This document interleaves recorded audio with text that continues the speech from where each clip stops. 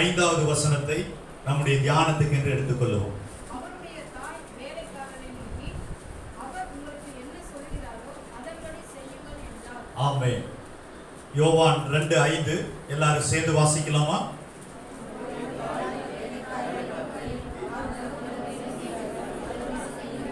ஆமென். அவர் உங்களுக்கு என்ன சொல்லுகிறாரோ அதன்படி செய்யுங்கள்.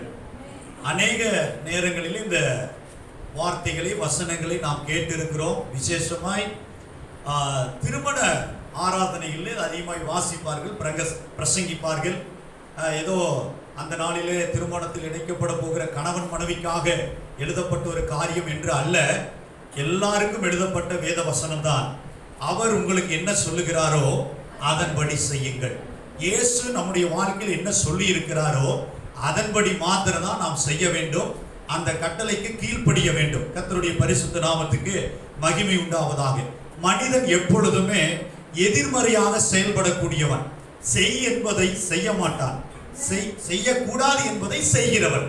கர்த்தருடைய பரிசுத்த நாமத்துக்கு ஸ்தோத்திரம். புசியாதே அப்படின்னு ஆண்டவர் சொன்னா அவன் என்ன செய்வான் சொல்லுங்க? புசிப்பார்கள். அங்க பார்க்காதே அப்படின்னு சொன்னா என்ன செய்வாங்க? பார்ப்பார்கள். ஒரு உதாரணமா நம்ம கண்ட்ரில எல்லாம் எழுதி வச்சிருப்பாங்க, இங்கு சிறுநீர் கழிக்காதீர் அப்படின்னு. அங்கதான் பண்ணிட்டு இருப்பான், நல்லா படிச்சுன்னு தான் இருப்பான், ஆனா அங்கதான் நின்றுட்டு இருப்பான். இங்கு குப்பைகளை கொட்டாதீர், அங்க என்ன பண்ணிட்டு இருப்பான்? அது ஏன்னு எனக்கும் புரியல இல்லையா? ரோட்டின் இடது பக்கமா தான் போகணும்னு இருக்கும், ஆனா வலது பக்கம் தான் போயிட்டு இருப்பான்.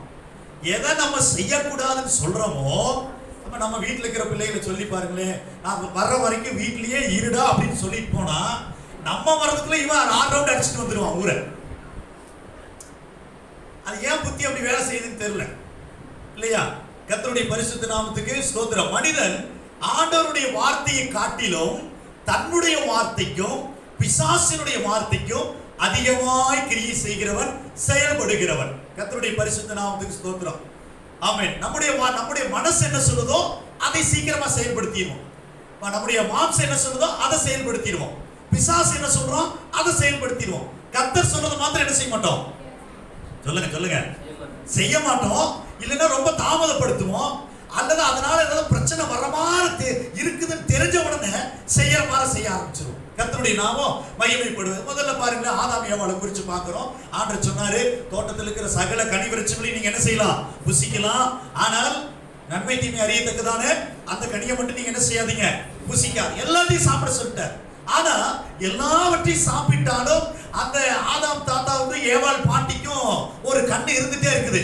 இந்த கனியை புசிக்கலையே, ஏன் அதை புசிக்க வேண்டாம்னு சொன்னாரு? ஆண்டவர் சொன்னது, அந்த வார்த்தைக்கு நீ கீழ்ப்படி, அவ்வளவுதான். கர்த்தருடைய பரிசுத்த நாம மகிமை. வேதத்தினுடைய முழு ஆதியாகமத்திலிருந்து வெளிப்படுத்தின விசேஷம் வரைக்கும் நீங்கள் எல்லாவற்றையும் வாசித்து பார்ப்பீர்கள் என்று சொன்னால் எழுதப்பட்டிருக்கிற ஒரே ஒரு காரியம், கீழ்ப்படி, செவிகொடு, தேவன் உன்னை ஆசீர்வதிப்பார். அல்லேலூயா. என்னங்க? தேவன் நம்மை ஆசீர்வதிப்பார். 3 காரியம் அடக்கமே. அப்ப கீழ்ப்படியாதவன், செவி கொடுக்காதவன் தேவன் எப்படி ஆசீர்வதிப்பார்? கர்த்தருடைய பரிசுத்த நாமத்துக்கு மகிமை உண்டாவதாக. ஆமென். நோவாவுக்கு ஆண்டவர் சொல்லுகிறார், நீ கொப்பேர் மரத்தினால் என்ன செய்யணும்? ஒரு பேழையை உண்டு பண்ண வேண்டும். என்ன சொல்றார்? வாசிக்க பார்க்கலாம்.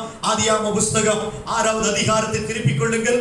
ஆதியாகம புஸ்தகம் 6வது அதிகாரம் 14வது வசனத்திலிருந்து வாசிக்கலாம். நீ கொப்பேர் மரத்தால் உனக்கு ஒரு பேழையை உண்டாக்கு, அறைகளை உண்டு பண்ணு, கீழ் பூச வேண்டும். நீ அதை பண்ண வேண்டிய விதமாவது, வேலையின் நீளம் 300 முழமா இருக்கணும், 50 முழமா இருக்கணும். அடுத்து சொல்றாரு, நீ பேழைக்கு ஒரு ஜன்னலை உண்டு பண்ண வேண்டும், தாழ்பால்களை உண்டு பண்ண வேண்டும், அறைகளை உண்டு பண்ண வேண்டும். வானத்தின் கீழ் இருக்கிற மிருக ஜீவன்களே, சுத்தமுள்ள மிருக ஜீவன்கள் 7 ஜோடியில் உள்ள கொண்டு வா, சுத்தம் இல்லாத ஒரு ஜோடியை கொண்டு வா. எல்லாவற்றையும் கொண்டு வந்து அந்த பேழைக்குள்ள நீ கொண்டு வந்து சேர்க்கணும். 22வது வசனம் கடைசியாக சொல்லுகிறது, நோவா அப்படியே செய்தான். அல்லேலூயா. என்ன எழுதியிருக்கு? நோவா. அடுத்தது, தேவன் தனக்கு கட்டளையிட்டபடியெல்லாம். ஆமென். அல்லேலூயா. எத்தனாவது வயசுல நோவாவுக்கு ஆர்டர் கொடுக்கிறார் பேழையை கட்ட சொல்லி? 500 வயசுல. ஏறக்குறைய 120 ஆண்டுகள் அந்த பேழையை கட்டினார். எவ்வளவு இந்த காலத்தில் இருக்கிற மாதிரி ரம்பம், உளி, சுத்தி அறுப்பதற்கு தேவையான எந்திரங்கள் எல்லாம் அன்றைக்கு இல்ல. அவர்களிடத்தில் என்ன இருந்துச்சோ அதை கொண்டு அந்த கொப்பேர் மரத்தை வெட்டி எடுத்து அதை கொண்டு பேழையை கட்டி பாருங்க எவ்வளவு ரிஸ்கான காரியங்கள் பாருங்க. யானை உள்ள கொண்டு போய் சேர்க்கணும், ஒட்டகச்சிவிங்கியை கொண்டு போய் உள்ள சேர்க்கணும், ஏதோ முயலும் ஆமையினா கொண்டு போய் உள்ள சேர்த்திடலாம். எவ்வளவு பெரிய உயரமான மிருகங்களை எல்லாம் உள்ள கொண்டு போய் சேர்க்கணும், அவைகளை பிடிச்சு கூட்டிட்டு வரணும் பாருங்க. ஆதாம் இருக்கும் வரைக்கும் சிங்கப்புடியெல்லாம் கீழ்படிச்சது. ஆதாம் எப்ப தேவ கட்டளை மீறினானோ அதுக்கப்புறம் எல்லாம் எதிர்ப்பா மாறிடுச்சு. இப்ப எதிர்ப்பா மாறியெல்லாம் சேர்த்து உள்ள கூட்டி இழுத்துட்டு கொண்டு வந்து வரும்.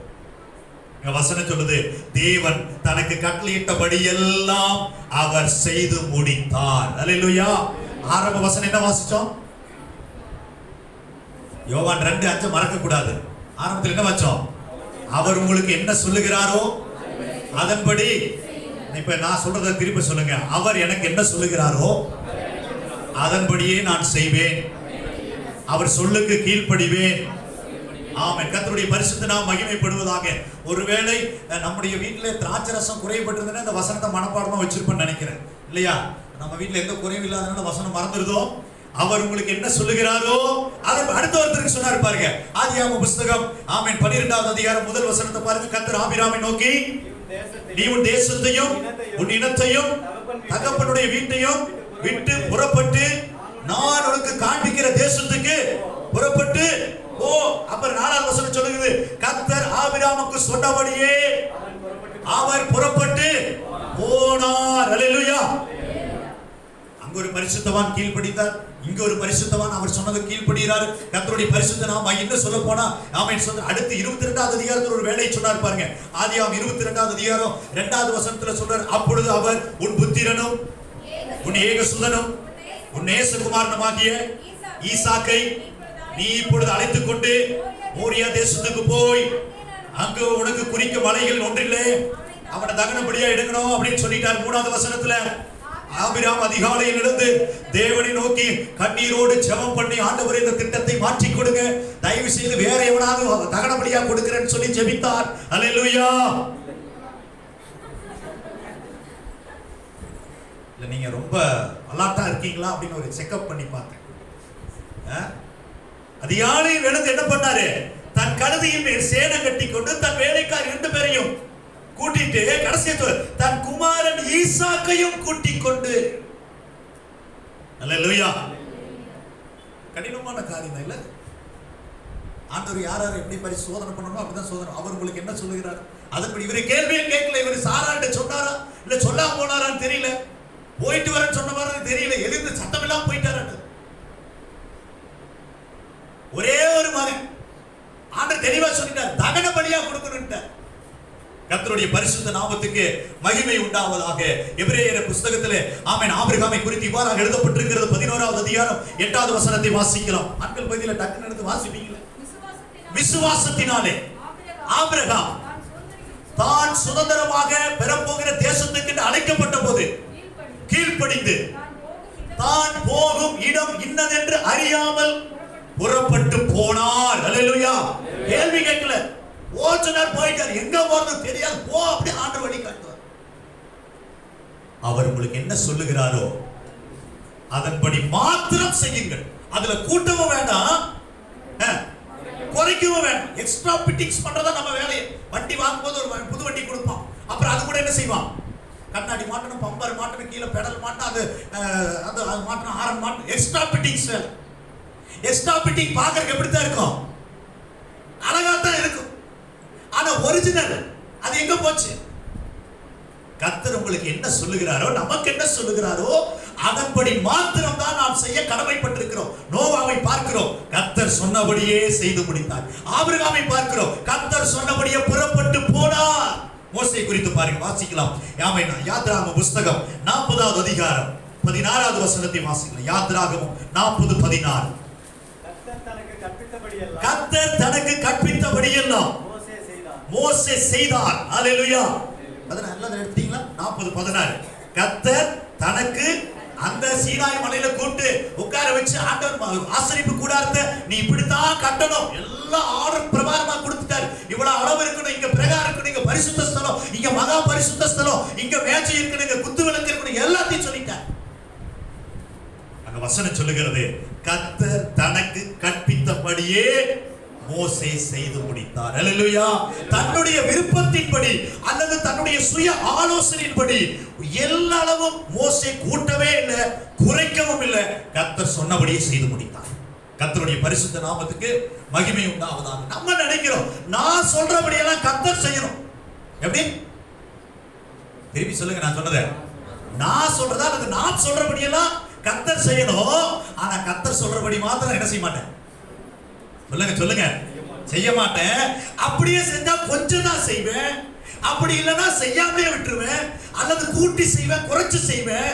இப்படி என்னுடைய சிந்தனைகள் மாறி மாறி மாறி செயல்படுகிறதுனாலதான் முழுமையான ஆசீர்வாதங்களை இன்றளவும் நாம் பெற்றுக்கொள்ள முடியவில்லை. அவர் சொன்னதொன்னு, நாம் செய்யறது ஒண்ணு. சரியா? அவர் சொல்றது ஒண்ணு, நம்ம ஒருவேளை காணா ஒரு கல்யாணத்துல திராட்சை ரசம் குறைவுபட்டுருச்சு, 6 கட்சா. அவர் என்ன சொன்னார்னா அந்த கச்சாடி நிரப்புன்னு சொன்னார். நம்மளா இருந்து என்ன பண்ணிருக்கோம்? மான்சி அங்க இருக்கிற குடத்தை தூக்கிட்டு என்ன சொல்லியிருப்போம் ஆண்டவர்கிட்ட?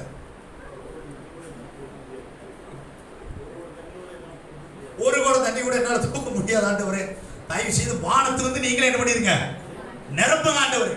சாக்கு போக்கு சொல்லியிருப்போம். நம்ம எல்லாம் எப்படி தெரியுங்களா, ஆண்டவருக்கே ஆலோசனை கொடுக்கிற ஆட்கள். எப்படி? ஆமா, சாதாரண ஆண்டு இல்லை. நான் அடிக்கடி சொல்லுவேன், குருவி மூளையாட்ட இதனோட வச்சுட்டு என்ன பண்றோம், ஆண்டவருக்கு ஆலோசனை சொல்றோம். அவர் என்ன சொல்றாரு, நான் சொல்றபடி செய்யும். நம்ம சொல்றோம் இல்லாண்டவரை நான் சொல்றோம், நீங்க செய்யுங்க ஆண்டவர். சரி, எங்க நீ நம்ம சொல்லி ஆர்டர் செஞ்சிருந்தாருன்னா எப்படி இருந்திருக்கும்? நேர்த்தி இருந்திருப்பா, வெகு நேர்த்தி இருந்திருக்கும். சொல்லுங்க சொல்லுங்க. ஆமா, நம்மளே சொல்லிக்க வேண்டியது வெகு நேர்த்தியா இருந்திருக்கும். அல்லேலூயா. அவர் உங்களுக்கு என்ன சொல்லுகிறாரோ அதன்படி மாத்திரம் செய்யுங்க. சுய விருப்பத்தை அதுல சேர்க்க கூடாது. அவர் என்ன சொல்றாரு, பேழையை கட்டு, இத்தனை நீளம் தான் இருக்கு, 300 முழம் இருக்கணும், 30 ஆண்டவர் 301 வைக்கட்டுமா? இது அஸ்ட்ராலஜி பிரகாரம் அல்லது நியூமராலஜி பிரகாரம் இது கொஞ்சம் தப்பா இருக்குது. நம்ம வீடு கட்டும்போது அப்படித்தான் சொல்லுவோம். எப்படி? ஆமா, அவன் நம்ம சொல்ற ஐடியா விட்டு கொத்தனார் சொல்லுவான், ரசிக்கப்படாத ஒருத்தர் சொல்லுவான், இல்ல 11 வச்சா தான் கரெக்டா இருக்குதுமா. ஏன் 10 வச்சா ஆகாதா? சொல்லுங்க அம்மா, சாந்தமணி சொல்லுங்க, ஆகுமா ஆகாதா? யார் சொல்வதை கேட்கிறோம்? மனிதன் சொல்றான். அவன் 4 தடவை திரும்ப திரும்ப சொன்னான்னா அவனுடைய வார்த்தைக்கு செவி கொடுத்துருவான். கர்த்தர் சொல்றாரு, நான் சொல்றபடி செய். அல்லேலூயா. சரி, இப்போ ஒரு எக்ஸசைஸ், ஒரு சின்ன ஒரு கேம். ஓகே, எல்லாம் உட்கார்ந்துட்டு இருக்கீங்க. நான் சொல்றதை கவனமா கேட்கணும். நான் சொல்றதை கவனமா கேட்கணும். நான் என்ன சொல்லுவேன்னா, எந்திரிங்கன்னு சொல்லுவேன், உட்காருங்கன்னு சொல்லுவேன், சிரிங்கன்னு சொல்லுவேன், கையை மேலே ஆட்டுங்கன்னு சொல்லுவேன், எல்லாம் சொல்லுவேன். சொல்லும்போது இடையில இயேசு சொல்கிறார் உட்காருங்க அப்படிம்பேன், இயேசு சொல்லுகிறார் எந்திரிங்க அப்படிம்பேன், இயேசு சொல்றார் சிரிங்க அப்படிம்பேன். இந்த இயேசு சொல்றார் அப்படிங்கிற வார்த்தையை கேட்டு யாரெல்லாம் சரியா பண்றீங்கன்னு பார்க்க போறேன். இயேசு சொல்லாம நான் வெறுமனே நானே சொல்லுவேன். அப்படி செஞ்சீங்கன்னா கண்டுபிடிச்சுக்கலாம். ஓகே, ரெடியா? சரி, எல்லாரும் எந்திரிங்க. இப்ப ஆயத்தமானவங்க எல்லாம் ஃபெயில். அந்த இயேசுன்னு சொல்லலையே.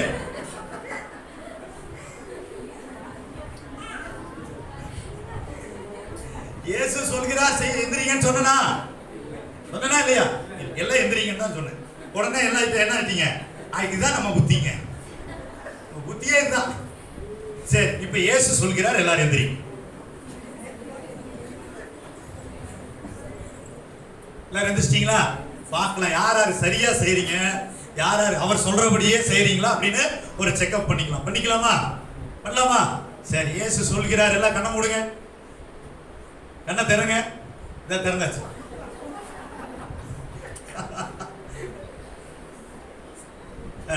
சரி, இயேசு சொல்கிறார், மூக்க தொடுங்க, கை எடுத்துருங்க.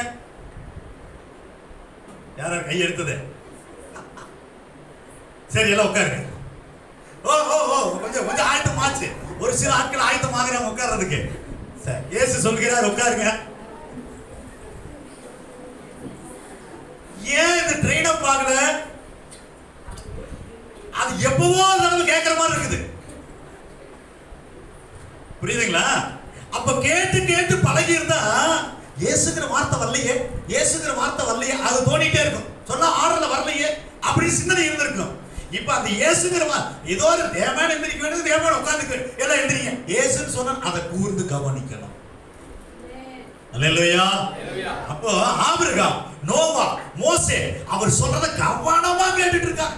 என்ன சொல்லிட்டு இருக்கிறாரு, எப்படி சொல்லிட்டு இருக்கிறாரு, எப்படி கட்ட சொல்றாரு, எந்தெந்த மிருகங்கள் உள்ள கொண்டு வர சொன்னாரு, எதை கொண்டு வர வேண்டாம் மிக மிக மிக கவனமாய் கேட்டார். அல்லேலூயா. இப்ப சொல்றேன், இயேசு சொல்கிறார் எல்லாரும் தூங்குங்க அப்படின்னு என்ன பண்ணிருவீங்க? கண்டிப்பா தூங்கிடுவீங்க. சொன்னது யாரு? இயேசுவே சொல்லிட்டார். அல்லேலூயா. ஆமா, இயேசு சொல்கிறார் 5 மணிக்கு எழுந்து ஜெபம் பண்ணுங்கள். இப்ப என்ன செய்ய மாட்டோம்? சொல்லுங்க சொல்லுங்க. பேசுங்க. நீ கரெக்டா செஞ்சிருமா? செய்ய மாட்டோம். கர்த்தருடைய பரிசுத்த நாமத்துக்கு மகிமை உண்டாவது. அவர் உங்களுக்கு என்ன சொல்லுகிறாரோ அதன்படி மாத்திரம் செய்யுங்கள். அதன்படி மாத்திரம் செய்தா அங்கே நன்மை உண்டு, அங்கே தீமை ஏற்படாது, குறைவுகள் நிறைவாக்கப்படும், ஆசீர்வாதங்கள் வந்து சேரும். கர்த்தருடைய இன்னைக்கு உலகத்துல எத்தனையோ கிறிஸ்தவங்க இருக்காங்க. அத்தனை பேரும் கர்த்தர் சொல்றபடி மாத்திரம் தான் செய்யறாங்களா அப்படின்னா இல்ல. கர்த்தர் எந்தெந்த வழியில சொல்றாரு? வேத புத்தகத்தின் வழியாய் சொல்லுகிறார், பிரசங்கத்தின் வழியாய் சொல்லுகிறார், சொப்பனத்தின் வழியாய் சொல்லுகிறார், மெல்லிய சத்தமாய் நம்மோடு கூட பேசுகிறார். எல்லாவற்றையும் கேட்கிறோம், ஆனால் அதன்படி செய்கிறோமா? இல்ல. ஏன் அப்படின்னா அடிக்கடி அந்த சத்தத்தை கேட்கறது இல்ல, அதை உணரத்தக்கதான இருதயம் நமக்குள்ள இல்ல. கர்த்தருடைய பரிசுத்த நாம மகிமைப்படுவதாக. வாசிக்கலாம் உபாகம புஸ்தகம் 10வது அதிகாரம் 13வது வசனம். உபாகமம் 10:13. நான் இன்று உனக்கு கற்பிக்கிற கற்பனைகளையும் அவருடைய கட்டளைகளையும் உனக்கு நன்மை உண்டாகும்படி கை கொள்ள வேண்டுமே என்பதை அல்லாமல் நான் சொல்றபடி மட்டும் செய்யுங்க, நான் சொல்றபடி மட்டும் செய்யுங்க. ஏன் ஆண்டவர் வலியுறுத்துறாரு அப்படின்னா நன்மை உண்டாகும். அல்லேலூயா. ஆமா, நன்மை வேணுமா? ஆசீர்வாதம் வேணுமா? தேவன் கொடுக்கிற எல்லா கிருபைகளும் வரங்களும் ஆமென் அவருடைய அனந்த ஞானமும் நமக்கு அவர் சொல்றபடி செய்தால் கர்த்தர் நிச்சயமா நம்ம ஆசீர்வதிப்பார். கர்த்தருடைய பரிசுத்த நாமத்துக்கு வசனம் தெளிவா சொல்றது, நான் இன்று உனக்கு கற்பிக்கிற கர்த்தருடைய கற்பனைகளையும் அவருடைய கட்டளைகளையும் உனக்கு நன்மை உண்டாகும்படி கை கொள்ள வேண்டும். அந்த கல்யாண வீட்டுல நாங்க போய் தண்ணி எடுத்துட்டு வர மாட்டோம்னு சொல்லி இருந்தா, அல்லது 6 கச்சாடிகளை நாங்க நிரப்ப மாட்டோம்னு சொல்லி இருந்தா கண்டிப்பா திராட்சை ரசம் வந்திருக்க. ஆண்டவரால் முடியும். ஒரு வார்த்தை சொன்னா அந்த ஜாடிகள் நிரம்பிடும், அல்லது அந்த கொஞ்சமா திராட்சை ரசம் இருக்கும் போதே ஆண்டவர்கிட்ட சொல்லிதான் நிரப்பி இருப்பார். ஆனால் அவர் எதிர்பார்க்கிறது என்ன?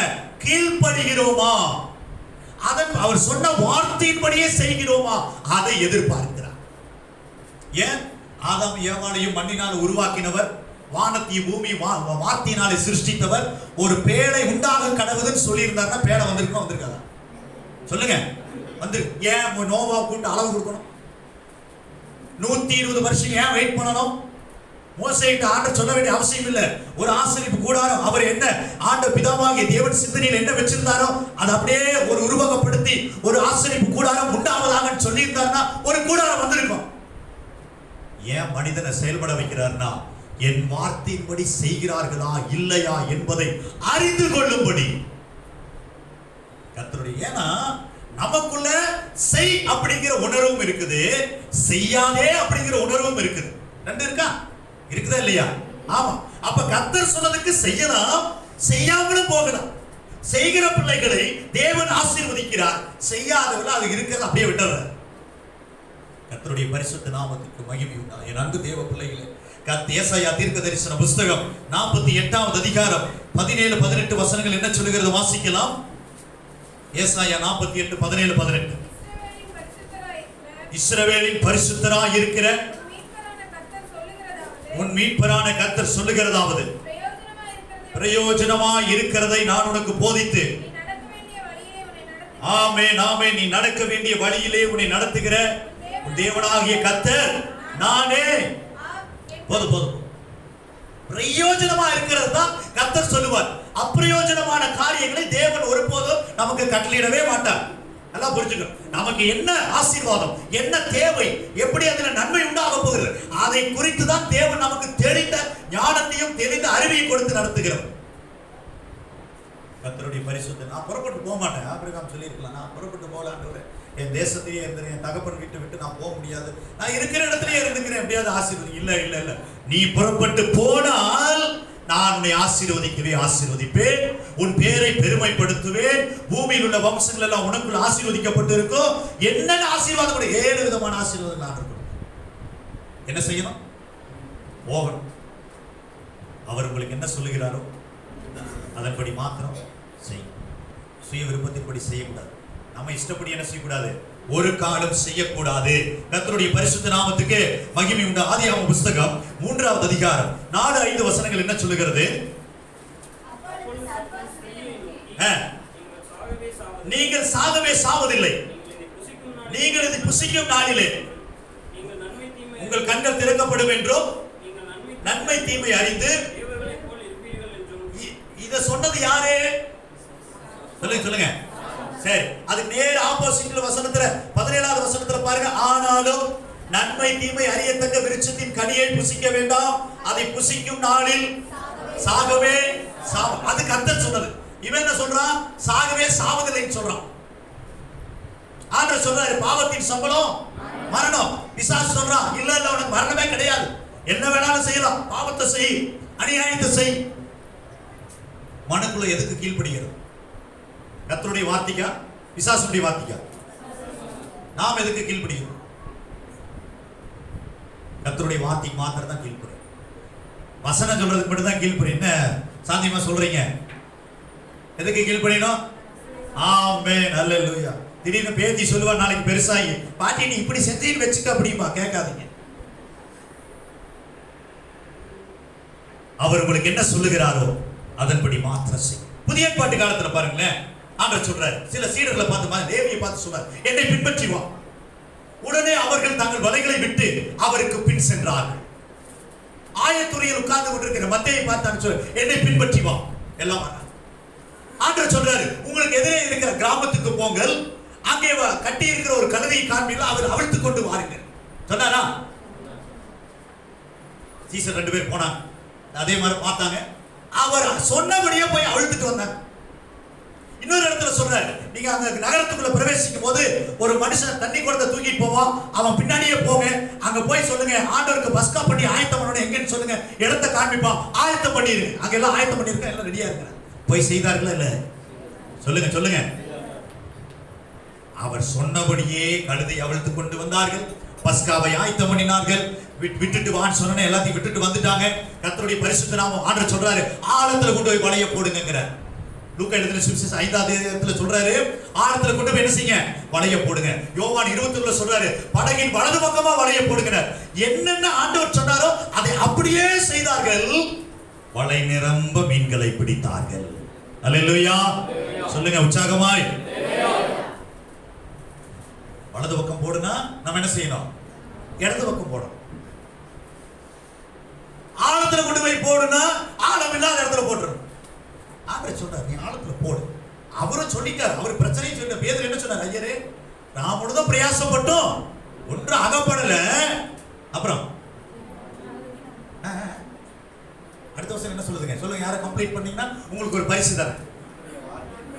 ஆகிலும் உம்முடைய வார்த்தையின்படியே நான் வலையை போடுகிறேன்.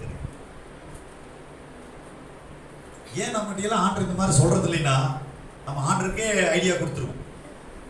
அதனாலதான் அவர் சொல்றதே இல்லை. அன்னைக்கு இருந்த பேதுருவும் அந்திரேயும் யோவான் என்ன பண்ணாங்க? சொன்னதை அப்படியே செஞ்சாங்க. நம்ம சொல்லியிருந்தோம்னா புறப்பட்டு போ அப்படின்னு ஆண்டவர் சொல்லியிருந்தாருன்னா, ஆண்டவரே வெள்ளிக்கிழமையா சொல்லிட்டீங்க, ஞாயிற்றுக்கிழமை சொல்லிட்டீங்கன்னா ஆராதனை விட்டுட்டு போயிருப்பேன். எங்க போறது ஆண்டவரே? நீ எங்கேயாவது போ. புறப்பட்டு நேரம் மச்சான் வீட்டுக்கு போய் நின்று இருப்போம். ஆண்டவர் போச்சுனார், உன் வீட்டை தான் காமிச்சார். கவனித்து பாருங்கள், அவர் உங்களுக்கு என்ன சொல்லுகிறாரோ அதன்படி மாத்திரம் செய்ய வேண்டும். கர்த்தர் சொன்னபடி யாரெல்லாம் செஞ்சாங்களோ அவங்க எல்லாம் மிகப்பெரிய ஆசீர்வாதங்களை பெற்றுக்கொண்டார். கர்த்தருடைய பரிசுத்த நாமத்துக்கு மகிமை உண்டாவதா. அவர் சொல்றபடி செய்தா உலக ஆசீர்வாதமும் கிடைக்கும், அப்புறம் பரலோகத்துக்குரிய ஆசீர்வாதமும் கிடைக்கும். நல்லா கவனிங்க, அவர் சொல்லுகிறபடி செய்த மனிதர்கள் இந்த உலகத்தில் ஆசீர்வாதத்தை பெற்றுக்கொண்டு பரலோகத்திலும் அவர் கொடுக்கிற ஆசீர்வாதங்களை பெற்றுக் கொள்ளுவார்கள். ஏன் என்று சொன்னால் வாசிக்கலாம். மத்தேயு எழுதின சுவிசேஷம் 7வது அதிகாரத்தை திருப்பிக் கொள்ளுங்கள். மத்தேயு 7 ஆமென், ஸ்தோத்திரம். இங்க என்ன சொல்லுகிறார்? பரலோகத்தில் இருக்கிற 7:21 என் பிதாவின் சித்தத்தின்படி செய்கிறவனே பரலோக ராஜ்யத்தில் பிரவேசிப்பான். அப்ப கர்த்தாவே கர்த்தாவே என்று சொல்லுகிறவன், அவருடைய வார்த்தைக்கு கீழ்ப்படியாதவன், அவர் சொன்னபடி செய்யாதவர்கள் பரலோக ராஜ்யத்தில் என்ன செய்ய முடியாது? பிரவேசிக்கவே முடியாது. அல்லேலூயா. இந்த உலக ஆசீர்வாதமும் வேணும், பரலோக ஆசீர்வாதமும் வேணும். அப்படியா? கர்த்தர் சொல்லுகிறபடி மாத்திரம் செய்வோம். கர்த்தருடைய பரிசுத்த நாமத்துக்கு ஸ்தோத்திரம். நோவா செய்தார், மோசே செய்தார், ஆபிரகாம் செய்தார், இன்னும் பல பரிசுத்தவான்கள். ஈசாக்கு ஆண்டவர் சொன்னார், நீ எங்கேயும் போய் தேசத்திலே குடியிரு. கர்த்தர் ஈசாக்கு அதன்படியே செய்தார், கர்த்தர் ஆசீர்வதித்தார். நம்முடைய மனித சுபாவம் எப்பவுமே தேவன் சொல்றதுக்கு எதிர்மறையான சுபாவம் உடையது. செய் என்பதை செய்ய மாட்டோம், செய்யாதே என்பதை செய்கிறவர். இதை நம்ம குணத்திலிருந்து சுபாவத்திலிருந்து மாத்துறோம். நான் ஆண்டவர் என்ன சொல்றாரோ அதை மாத்திரம் செய்யணும். உட்கார் அப்படின்னு சொன்னா என்ன பண்ணிருந்தோம்? எழுந்திரி. ஆண்டவர் பவுலுக்கு சொல்றார், நீ ஆசியா தேசத்துக்கு போக வேண்டாம், மக்கதோனியா தேசத்துக்கு போ. உடனே பரப்பிட்டு போன. ஒவ்வொரு தடவையும் ஆண்டவர் சொல்றார், பிலிப்பி பட்டணத்துக்கு போ, அங்க ரோமாபுரிக்கு போன, எருசலேமுக்கு போ சொல்லிட்டே இருக்கிறார். அவர் என்ன சொன்னாரோ அப்படியே செய்யலாம். இன்றைக்கு நமக்குள்ள ஒரு ஒப்பு கொடுத்துரு, ஆண்டவரே நீங்க சொல்றபடி மாத்திரம் என்ன செய்வேன்? நான் செயல்படுவேன், நான் கீழ்ப்படிவேன், இன்றே செயல்படுவேன், நான் கீழ்ப்படிவேன், இன்றே செயல்படுவேன், இனி வாழ்ந்து காட்டுவேன், என்ன நம்புங்கப்பா, இனி வாழ்ந்து காட்டுவேன், என்ன நம்புங்கப்பா, என்ன நான் செய்ய வேண்டும் சொல்லுங்கப்பா, நான் கீழ்ப்படிவேன், இன்றே செயல்படுவேன், நான் கீழ்ப்படிவேன், இன்றே செயல்படுவேன், இனி வாழ்ந்து காட்டுவேன், என்ன நம்புங்கப்பா, என்னை வாழ்ந்து காட்டுவேன், என்ன நம்பலாமா? நம்பலாமா? இப்போ நான் முதல்ல சொன்னேன்ல, சரி இப்போ மறுபடியும் செய்யுங்க. இயேசு சொல்கிறார், எல்லாம் எழுந்திரிங்க. இன்னைக்கு ட்ரில் வாங்கிடலாம். உங்க சேரெல்லாம் கரெக்டா இருக்குதான்னு பாத்துங்க.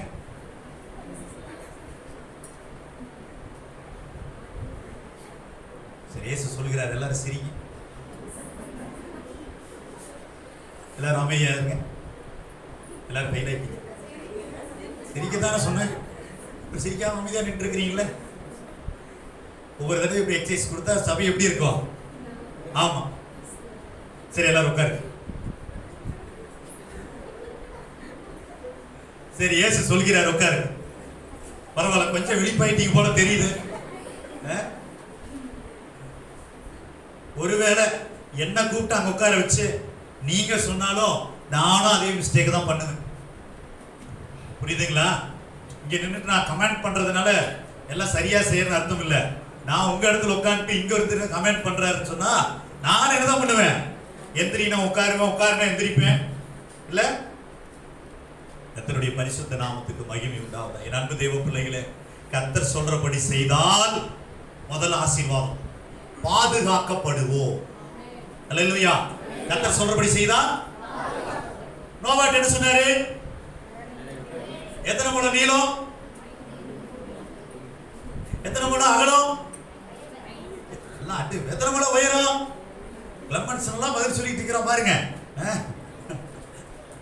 கப்பலை செஞ்சு முடிச்சிட்டார், எல்லாத்தையும் உள்ள கொண்டு விட்டாச்சு.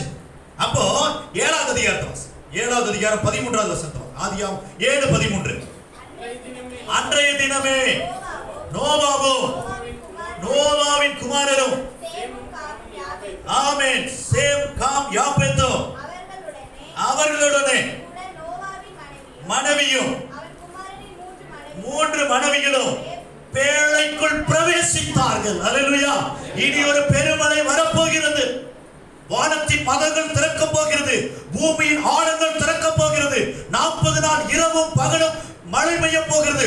ஒரு மனிதனும் தப்பிக்க முடியாது. தப்பிக்க வேண்டும் என்று சொன்னால் நீ பேழை உண்டு பண்ணு. அந்த பேழைக்குள் நீ பிரவேசிப்பாயானால் நீ பாதுகாக்கப்படுவாய். நான் பாதுகாக்கப்பட ஆண்டவர் சொல்றார், நோவா நீ பாதுகாக்கப்படணுமா? பேழையை செய்து கொள், பேழைக்குள் போயிரு. அது மாத்திரமல்ல, அந்த பேழைக்குள் போனது மாத்திரமல்ல, அதே அதிகாரத்தில் வாசிக்கிற 7வது அதிகாரத்தில் 16வது வசனத்தை பாருங்களேன். தேவன் அவனுக்கு நோவாவுக்கு கட்டளையிட்டபடியே ஆணும் பெண்ணுமாக மாம்ச ஜந்துக்களும் உள்ளே பிரவேசித்தன. அப்பொழுது கர்த்தர் நோவாவை அந்த பேழைக்குள் விட்டு கதவை யார் அடைச்சது? சொல்லுங்க சொல்லுங்க. சில நேரத்துல கதவை அவர்தான் அடைக்கணும். ஏன் கதவை நோவாட்டு சொல்லி தான் என்ன பண்ணிருப்பாரு? நோவாட்டு ஏன் கதவை அடைக்கிற ஒரு இதை கொடுக்கல, அத்தாரிட்டி அவர் ஏன் அதிகாரத்தை கொடுக்கல? என்னங்க, கடைசியா திறந்தே வச்சிருப்பாரு. எப்படாது தாத்தா மாமா மச்சான் கொஞ்சம் காப்பாத்தணும்னா என்ன பண்ணிடுவாரு? ஆமா, எல்லாத்தையும் திறந்து விட்டாரு. வாங்கடா வாங்கடா பரவாயில்ல வாங்கடான்னு சேர்த்துனாலும் சேர்த்திடுவாரு. இப்ப கதவை அடைச்சது யாரு? அப்ப யாருதான் திறக்கணும்? அல்லேலூயா. செய்ய வேண்டியதை மாத்திரம் நம்ம செய்யணும், மத்த வேலை யார் செய்வா? கர்த்தர் செஞ்சுக்குவார். தண்ணியை ஊத்துனா தண்ணியை மட்டும் தான் ஊத்தணும். எட்டி பார்த்துட்டு இருக்க என்ன நடந்தது? வேலை செய், உள்ளே போ, கதவை அடைச்சுக்குவார். எதனால? பாதுகாக்கப்படும். இனி ஒரு அழிவு வரப்போகிறது. இந்த உலகம் அழிவுக்காக வைக்கப்பட்டிருக்கிறது. ஒரு நாள் கர்த்தர் வரப்போகிறார். பூமியும் வானமும் வெந்து உருகி அழிய போகிறது. அந்த அழிவிலிருந்து நீங்களும் நானும் பாதுகாக்கப்பட வேண்டும் என்று சொன்னார். சபை என்ற பேழைக்குள்ள வந்துருங்க, சத்தியம் என்கிற பேழைக்குள்ள வந்துருங்க. கடைசியா பரலோகம் என்கிற பேழைக்குள்ள நம்மை கொண்டு போய் சேர்ப்பார். அல்லேலூயா. பாதுகாக்கப்படணுமா? அவர் என்ன சொல்லியிருக்காரு? பேழைக்குள்ள வரணுமா? சுத்தமா இருக்கிறதுல எத்தனை ஜோடி? சொல்லுங்க சொல்லுங்க. 7 ஜோடி. அசுத்தமா இருக்கிறது ஏன் ஒரு ஜோடினா போதுன்றார். அது ஒரு ஜன கூட்டம் இருக்கும். பரிசுத்தமானவர்கள் எல்லாத்தையும் ஒண்ணு சேர்த்து உள்ள கொண்டு போ. வாசிங்க, வெளிப்படுத்தின விசேஷம் 22வது அதிகாரம் 14வது வசனத்தை வாசிக்கலாம். வெளிப்படுத்தின விசேஷம் 22:14. ஜீவ விருட்சத்தின் மேல் அதிகாரம் உள்ளவர் ஆவதற்கும் வாசல் வழியா நகரத்துக்குள் பிரவேசிப்பதற்கும் அவருடைய கற்பனைகளின்படி செய்கிறவர்கள். அல்லேலூயா. அப்ப பேழைக்குள்ள போகணும், நகரத்துக்குள்ள பிரவேசிக்கணுமா? கர்த்தர் சொல்றபடி செய்யுங்க, பேழைக்குள்ள கொண்டு போயிடுவார். எதற்காக? பாதுகாக்கப்பட வேண்டும். இனி ஒரு அழிவு வரப்போய். ஒருவேளை அன்றைக்கு ஆண்டவர் 150 நாள் ஜலம் பிரவாகித்துக் கொண்டிருந்தது. ஜலம் வற்றின பின்பு எல்லாத்தையும் வெளியே கொண்டு வந்துட்டார். ஆனால் இனி வரப்போகிற அழிவு அப்படிப்பட்டதல்ல. அது உலகம் முழுவதும் மாற்றி அமைக்க போகிறது. புதிய வானமும் புதிய பூமியும் தோன்றுகிற அந்த நாளிலே நீங்களும் நானும் பாதுகாக்கப்பட வேண்டும் என்று சொன்னால் கர்த்தர் சொல்றபடி மாத்திரம் செய்யுங்க. கற்பனைகளின்படி செய்தால் ஜீவ விருட்சத்தின் மேல் அதிகாரம் வாசல் வழியாய் பிரவேசிக்க முடியும். இல்லை என்று சொன்னால் வாசலுக்கு புறம்பே நின்று கொண்டிருப்போம், கதவை தட்டுவோம். கர்த்தர் சொல்லுவார், அக்கிரம செய்கைக்காரனே நீங்கள் எவ்விடத்தாரோ அறிய. ஆண்டவரே, தீர்க்க தரிசனம் ரைட், பேய் துரத்துன ரைட், ஆவி ஓடிச்சு, எல்லாம் ஓடிச்சு, ஆவியோட சேர்ந்து நீயும் தான் ஓடிட்டு இருந்த, நீ யாருன்னு எனக்கு தெரியாது. கெட் அவுட், வெளியே போ. ஏன்? நான் சொல்றபடி நீ செய்யல, நான் சொன்னபடி நீ வாழல. பாதுகாக்கப்பட வேண்டுமானால் கர்த்தர் சொல்லுகிறபடி செய்ய வேண்டும். நோவாவையும் அவர் குடும்பத்தையும் கர்த்தர் பாதுகாத்துக் கொண்டார் அழிவில் இருந்து. அல்லேலூயா. நல்லா சொல்லுங்க. நம்ம நினைவுல வச்சுக்கணும், வசனத்தின்படி நான் செய்வேன் என்று சொன்னால் நான் பாதுகாக்கப்படுவேன். அல்லேலூயா. என் குடும்பம் பாதுகாக்கப்படும், என் சந்ததி பாதுகாக்கப்படும். அந்த பேழை யாரு? இயேசுதான் அந்த பேழை. அந்த பேழைக்குள்ள நம்மை மறைத்துக்கொள்ள தீங்கு நாளில் தமது கூடார மறைவில் சொல்லுங்க மறைத்து வைத்துக் கொள்ளுகிறார். எதிரிகள் என்னை பார்க்க முடியாது, கொள்ளை நோய் என்னை பார்க்க முடியாது. நான் பாதுகாக்கப்பட்டு இருக்கிறேன். வாதையும் கூடாரத்தை அணுகாது, பொல்லாப்புக்கு நேரிடாது. எப்பொழுது? கர்த்தருடைய வசனத்தின்படி நடக்கும் பொழுது, அவர் சொன்னபடியே செய்கிற பொழுது மாத்திரமே நமக்கு ஒரு விசேஷித்த பாதுகாப்பு. அத்தனை பேருக்கு இல்லாத பாதுகாப்பு 120 வருஷம் அவர் செய்து கொடுத்தார். அல்லேலூயா. அப்ப கர்த்தருடைய வசனத்தின்படி செய்வதனாலே நமக்கு கிடைக்கிற முதல் ஆசீர்வாதம் என்ன? சொல்லுங்க சொல்லுங்க, எல்லாரும் சொல்லுங்க. பாதுகாப்பு. இரண்டாவது ஆசீர்வாதம், நாம் ஆசீர்வதிக்கப்படுவோம். அல்லேலூயா. அவர் சொன்னார், ஆண்டவர் ஆபிரகாமை பார்த்து சொன்னார், நீ நான் காண்பிக்கிற உனக்கு தேசத்துக்கு போ. இரண்டாவது வசனம் வாசிங்க, ஆதியாகமம் 12:2. நான் உன்னை பெரிய ஜாதி ஆக்குவேன், உன்னை ஆசீர்வதிப்பேன், உன் பேரை பெருமைப்படுத்துவேன், நீ ஆசீர்வாதமாய் இருப்பாய். உன்னை ஆசீர்வதிக்கிறவங்க ஆசீர்வாதமா இருப்பாங்க, உன்னை சபிக்கிறவங்க சாபமாவார்கள். பூமியில் உள்ள வம்சங்கள் எல்லாம் உனக்குள்ள ஆசீர்வதிக்கப்பட்டிருக்கும். எவ்வளவு பெரிய ஆசீர்வாதம் பாரு. உன் பேரை பெருமைப்படுத்த ஆண்டவர் சொன்னார். சொன்னபடி ஆண்டவர் இன்னைக்கு வரைக்கும் ஆண்டவர் மோசே கேட்கிறார், ஆண்டவரே அந்த எகிப்துல போய் நான் என்னன்னு சொல்லணும்? நீ போய் சொல்லு, ஆபிரகாமின் தேவனும் ஈசாக்கின் தேவனும் யாக்கோபின் தேவனுமாய் இருக்கிறவர் என்னை உங்களிடத்துக்கு அனுப்பி இருக்கிறார். எல்லா இடத்திலையும் சொல்றார். உன் பேரை யார் பேரை பெருமைப்படுத்துவாரு? கர்த்தர் சொன்னபடியே செய்தார். அவருடைய பேர் என்ன பண்ணுவாரு? உயர்த்தி வைப்பார், பெருமைப்படுத்துவார். அல்லேலூயா. சகல ஜனங்களுக்கு முன்பதாக நம்மை உயர்த்தி வைக்கிற தேவன். நம்ம வசனத்தின்படி செய்தா நம்மை ஆசீர்வதிக்கிறவன் ஆசீர்வாதமா இருப்பான். நம்மை சபிக்கிறவன் நம்ம எதுவுமே பண்ண வேண்டாம். நம்ம வசனத்தின் ஒருவனுடைய வழிகள் கர்த்தருக்கு பிரியமாய் இருந்தால் அவனுடைய சத்துருக்களும் அவனோடு கூட என்ன பண்ணுவாங்க? சமாதானமாயிடுவாங்க. உன்னை சபிக்கிறவர்களை ஆண்டவர் பார்த்து ஆசீர்வதிக்கிறாங்களா, அவங்க ஆசீர்வாதமா இருப்பாங்க. கர்த்தருடைய பரிசுத்த நாமம் மகிமைப்படும். 26வது அதிகாரத்தில் ஆண்டவர் சொன்னாரு, உன்னுடைய குமாரனை எனக்கு பலியிடு என்று சொல்லி. ஆமென். அதே அதிகாரத்தில் வாசிக்கிறோம். ஆமென். வாசிக்கலாம். ஆதியாகம புஸ்தகம் 22ல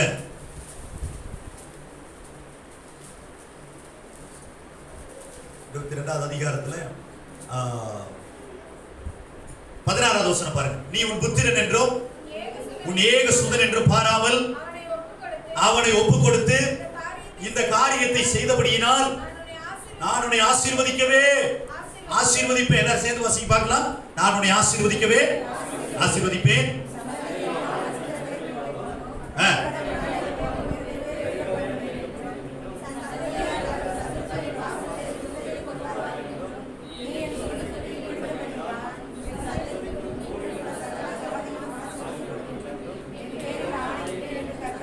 ஆமென். ஆமென். எப்ப சொல்லி முடிச்சாருன்னா, நிக் ஆஃப் தி மூமெண்ட் வரைக்கும் அவர் வெயிட் பண்ணிட்டே இருக்கிறார். கர்த்தர் பார்த்துட்டே இருக்கிறார். அதிகாலை எழுந்து புறப்பட்ட உடனே, ஒருவேளை அடிக்கடி நான் இதை சில இடங்களில் சொன்னதுண்டு, எந்திரிச்ச உடனே நம்ம ஜெபம் பண்ணியிருப்போம், ஆண்டவரே வேற ஏதாவது திட்டம் இருந்தா சொல்லுங்க ஆண்டவரே, ஹல்லேலூயா. அந்த குரல் வேற அந்த மாதிரி ஆயிரும் இல்லையா? ஒரு இழுவை ஹல்லேலூயா அப்படின்னு ஒரு 2 அந்நிய பாஷை வேற. ஓ ஆண்டவர் ஒன்றும் கொடுக்க மாட்டேன். சரி அப்படியே போவோம். கூட்டிட்டு போற வழியில ஏதாவது ஒரு ஊழியக்கார் வரமாட்டாரா? ஆமென் சோதரன் நம்ம ஐயாவே எதிரில் வந்தா பரவாயில்லையே அப்படின்னு எல்லாம் பார்த்துருப்போம். அங்க ஒருத்தர் வரல. ஐயோ அந்த மோரியா மலை மேல ஏறிட்டு போறார், அப்பவாவது கர்த்தர் பேசுவாரா? இதெல்லாம் யாரு? இந்த காலத்து ஆபிரகாம்கள் இல்லையா? நமக்கு ஆபிரகாம்னா என்னதான் ஞாபகம் வரு? அதுக்கு போயிடாதீங்க. நான் சொல்ற ஆபிரகாம் அங்க இருக்கிறார். ஐயோ அட்டையெல்லாம் அடுக்கியாச்சு, இன்னமா உத்தரவு வரல. அவன் மகனும் கேட்கிறான், அப்பா விறகு இருக்குது, கத்தி எல்லாம் வச்சிருக்கீங்க, ஆடைக்க அப்படின்னு சொன்ன உடனேயே நம்ம உள்ளமெல்லாம் உடைஞ்சு முழங்கால் அத்தனை நாளா போடாத ஆட்கள் எல்லாம் கதறு கதறு கதறி, ஐயோ மகனே உன்னைத்தாண்டா வெட்ட போறேன், இன்னும் கொஞ்ச நேரத்தில் உன்னை வெட்ட போறேன்டா. கர்த்தர் இப்ப கூட அந்த கண்மனசு கடவுளா இருக்கிறாரு. பேச மாட்டாரா? பேசவே இல்லை. கடைசி வரைக்கும் பார்க்கிறார். கடைசி வரை இன்னும் ஒரு செகண்ட் தாமதித்தால் அந்த கத்தி ஈசாக்கினுடைய கழுத்தின் மேல் விழுந்து விட்டாரு. கர்த்தர் அங்கிருந்து சத்தம் விட்டு கூப்பிடுகிறார், ஆபிரகாமே. எப்படி கூப்பிடுறாரு? ஆமா, ஒரு தடவை கூப்பிட்டா கூட எங்க காத்து வாசல வேற சைடுல போயின்னு சொல்லி, ஆபிரகாமே ஆபிரகாமே உன் பிள்ளையான மேல் கையை போடாதே. இதெல்லாம் முடிச்சதுக்கு அப்புறம் தான் சொன்னாரு, நான் உன்னை ஆசீர்வதிப்பேன், வானத்தின் நட்சத்திரங்களை போல ஆசீர்வதிப்பேன், பூமியின் கருக்கரை மணலை போல ஆசீர்வதிப்பேன், உன் சந்ததியினர் பெருகி இருப்பார்கள். ஒருவன் வானத்து நட்சத்திரங்களை எண்ணி முடிச்சான்னா தான் உன் சந்ததி எண்ணி முடிக்க முடியும். அல்லேலூயா. அன்றைக்கு ஆபிரகாமுடைய வம்சத்தின்படி வந்தவர் மாத்திரமல்ல, இன்றைக்கும் நானும் நீங்களும் ஆபிரகாமின் சந்ததியராக இருக்கிறபடினாலே இந்த வம்சத்தை யாராலும் எண்ணி முடியவே. அல்லேலூயா. ஆமென். அப்போ முதல் ஆசீர்வாதம், கர்த்தர் சொன்னபடி செய்தால் பாதுகாக்கப்படுவோம். இரண்டாவது ஆசீர்வதிக்கப்படுவோம். மூன்றாவது பாருங்க, வாசிக்கலாம். யாத்ராகம புஸ்தகம் 40வது அதிகாரம். யாத்ராகம 40 33 35 வரை உள்ள வசனங்களை வாசிக்கலாம்.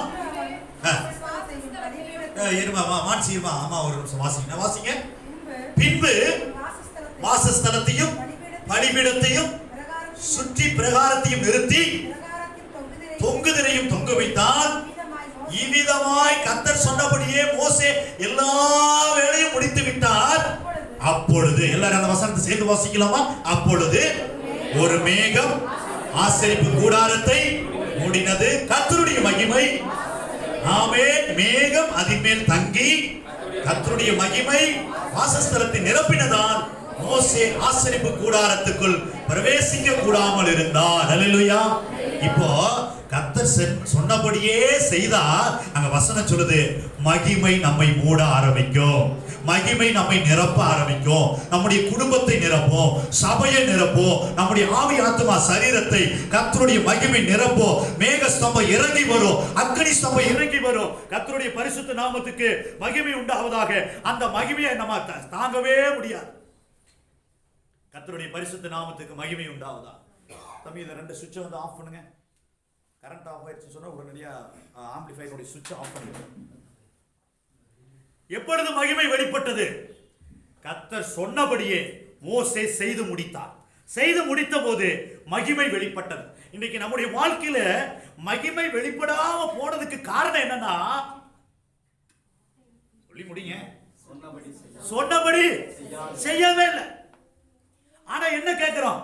மகிமையால் நிரப்புங்க ஆண்டவரே, மகிமையால் மூடுங்க, மகிமையால் நிரப்புங்க. எப்படி வரும்? வராது. காரணம் என்ன? கர்த்தர் சொன்னபடி நான் செய்து முடிச்சிருக்கிறேனா, பாதியில நிறுத்திட்டேனா? அங்க வசனம் சொல்லுகிறது, இவ்விதமாய் மோசே வேலையை முடித்து விட்டார். கர்த்தர் சொன்னபடி எல்லா வேலையும் முடித்திருந்தால் மாத்திரம்தான் மகிமை நிரப்பும், ஆண்டுடைய பிரசன்னம் நிரப்பும். கர்த்தருடைய பரிசுத்த நாமத்துக்கு மகிமை உண்டாவதாக. என் அன்பு தேவ பிள்ளைகளே, நல்லா கவனிக்கணும். ஆசரிப்பு கூடாரத்தை மூடின அந்த மகிமை நம்முடைய குடும்பத்தை மூடணுமா? மூடணுமா வேண்டாமா? அப்ப என்ன செய்யணும்? கர்த்தர் சொல்றபடி, கர்த்தர் சொல்றபடி நம்ம குடும்பம் செஞ்சுட்டு இருக்குதா? சொல்லுங்க, செய்யறோமா? கர்த்தர் என்ன சொன்னாரு? காலையில் ஒரு ஆட்டுக்கடாவையும் மாலையில் ஒரு ஆட்டுக்கடாவையும் பலியிடுன்னு சொன்னாரு. செய்யறோமா? ஐயா நாங்க இன்னைக்கு செய்ய போறோங்க, இப்ப போனோம்னா பாருங்க பலி செலுத்துவோம் பாருங்க. இப்போ ஒரு பலி செலுத்துவோம், மத்தியானம் ஒரு பலி செலுத்துவோம், சாயங்காலம் ஒரு பலி செலுத்துவோம், மிச்சமானது நாளைக்கு ஒரு பலி செலுத்துவோம், சூடு பண்ணி பலி செலுத்துவோம். ஐயா அந்த பலி இல்ல, இது எந்த பலி? ஸ்தோத்திர பலி, துதி பலி, குடும்ப ஜெபங்கிற பலி, ஆராதனை பலி செய்தோமா? எப்படி குடும்பத்தை மகிமை மூடும்? பாதியை மட்டும் செய்யறது. எப்ப ராத்திரி மட்டும் பண்றாங்க, அப்ப ராத்திரி மட்டும் தான் மகிமை வரும். காலையில் என்ன பண்றோம்? காலையில் ஒண்ணுமே பண்ண, எல்லாம் அவங்க எந்திரிச்சு பிளாங்கெட் எடுத்து நல்லா கம்பளி எடுத்து, அது கருப்பு கம்பளியா மூடி, வால்பாறை கம்பளி நிறைய வீட்டில் இருக்குது, அதனால நல்லா இழுத்து மூடி பேசாம என்ன பண்றது? தலையை ரெண்டு ஆட்டிட்டு போயிட வேண்டியது. மகிமை முடிச்சானா? மகிமையெல்லாம் மூடல, கம்பளி தான் மூடிட்டு இருந்தது.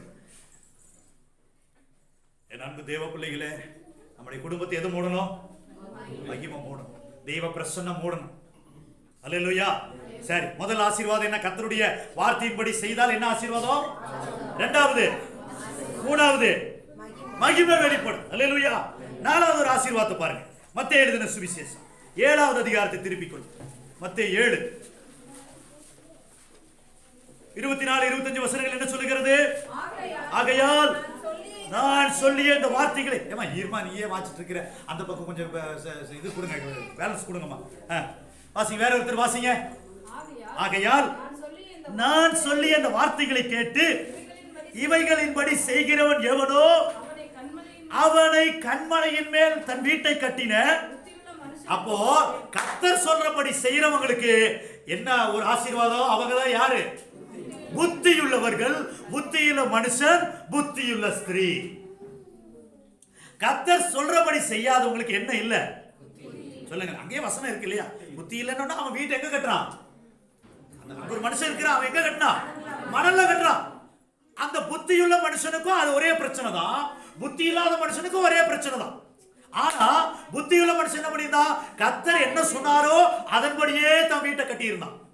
இங்க புத்தி இல்லாத மனுஷன் என்ன பண்ணிட்டான்? கர்த்தர் சொல்றபடி செய்யாம மணல் மேல கொண்டே வீட்டை கட்டினான். பெருவெள்ளம் வந்தது, காற்று அடித்தது, ஒரு வீடு இடிந்து விட்டது, இன்னொரு வீடு நிலையாய் நின்று கொண்டிருக்கிறது. காரணம் என்ன? கர்த்தர் சொன்னபடி செய்தார்கள். புத்தியுள்ள மனுஷன், கர்த்தர் சொல்றபடி செய்யறவங்க யாரு? சொல்லுங்க சொல்லுங்க. சில நேரத்தில் நம்மை பார்த்து நம்ம வீட்டில் பேரண்ட்ஸும் மற்றவங்களாம், ஏன்னா உனக்கெல்லாம் அறிவு இருக்குதான கொஞ்சம் கேட்குறாங்களே இல்லையா உனக்கெல்லாம்? அப்போ அவர் சொன்னதுக்கு மாறா ஏதோ ஒண்ணு நம்ம செஞ்சதுனாலதான் நம்முடைய வயதில் மூத்தவர்களோ பெற்றோர்களோ அல்லது கூட இருக்கிற நண்பர்களோ உறவினர்களோ நம்மை பார்த்து கேட்கிறாங்க, உனக்கு கொஞ்சமா புத்தி இருக்குதா? உனக்கு அறிவு கெட்டு போச்சு. காரணம் என்ன? சொல்றத செய்யல, வேறதையோ செஞ்சிருக்கு. அப்படியானால் கர்த்தர் சொல்லுகிறபடி செய்கிற மனிதர்களுக்கு தேவன் ஞானத்தை கொடுக்கிறார், புத்தியை கொடுத்து அதை தன் வீட்டை, வேதவசனம் சொல்லுது, நல்லா தெரிய சொல்லுது பாருங்க. புத்தியுள்ள ஸ்திரீ கட்டுறாங்களா? எங்க கட்டுறாங்க? மணல் மேல கட்டுறாங்களா இல்ல கண்மலையின் மேல கட்டுறாங்களா? எங்க கட்டி இருக்கிறோம்? சில வீடுகள் ஆட்டம் காணுது. ஏன்? பெருவெள்ளத்துக்கு பயந்து நிக்குது. ஏன்? காற்று அடிக்கும் போது பயப்படுது. ஏன்? வீடு எங்க பாதி கட்பாறையில் இருக்குது, ஒரு பக்கம் அஸ்திபாரம் கட்பாறையில, ஒரு பக்கம் அஸ்திபாரம் மணல் மேல இருக்குது. கொஞ்சம் வீடு அப்பப்ப என்ன செய்யுது? அப்படியே ஆடி ஆடி. அப்புறம் ஆண்டவரே கிருபையினால நிலைநிறுத்துங்க, அதுக்கு ஒரு ராகம். எப்படி அவரும் பார்க்கிறாரு, படுவாய் நம்ம இப்ப கூப்பிட்டே இருக்கிறான், சரிதான் உனக்கு ஒரு கிருபை தரேன், கொஞ்சம் வீடு நிக்கிற மாதிரி ஒரு கிருபை. அல்லேலூயா. அவன் நான் சொல்றதை மட்டும் செஞ்சிடாத, கிருபியை மட்டும் கேட்டு கேட்டு வாங்கிக்க. ஒரு நாள் அந்த கிருபை நின்றும். ஒரு நாள் என்ன ஆயிரும் பாப்பா? கிருபை நின்றும். அப்புறம் கிருபையை கேட்கறதுக்கு எங்க ஓடணும்? அஞ்சலமா இருக்கிறவங்கிட்ட ஓடணும், குறி சொல்றவங்கிட்ட ஓடணும். அங்க போனாலும் கிருபை கிடைக்குமா? அங்கேயும் கிருபை வரல. என் அன்பு தேவ பிள்ளைகளே, நன்றாய் கவனிங்க. கர்த்தர் சொல்றபடி செய்கிறவர்கள் புத்தியுள்ளவர்கள். கர்த்தர் ஞானத்துல நிரப்பி வீடு, பொருள், ஆசீர்வாதம், ஆவிக்கு எல்லாவற்றையும் கர்த்தர் ஸ்திரப்படுத்துவார். கர்த்தருடைய பரிசுத்த நாமத்துக்கு மகிமை உண்டாகும். முதல் ஆசீர்வாதம் என்ன? 1 பாதுகாப்பு, 2 ஆசீர்வாதம், 3 மகிமை வெளிப்படும், 4 புத்தி, 5வது கர்த்தர் சொல்றபடி செஞ்சாதான் அற்புதங்களை பார்க்க முடியும். அல்லேலூயா. நம்ம அதே அதிகாரத்துல தான் நம்ம பார்க்கிறோம். யோவான் 3 அதிகாரத்துல ஆண்டவர் சொல்றாரு, வாசிங்க 5 முதல் வாசிங்க. யோவான் 3 5 முதல். பின்னாடி ஒருத்தர் வாசிக்கலாமா?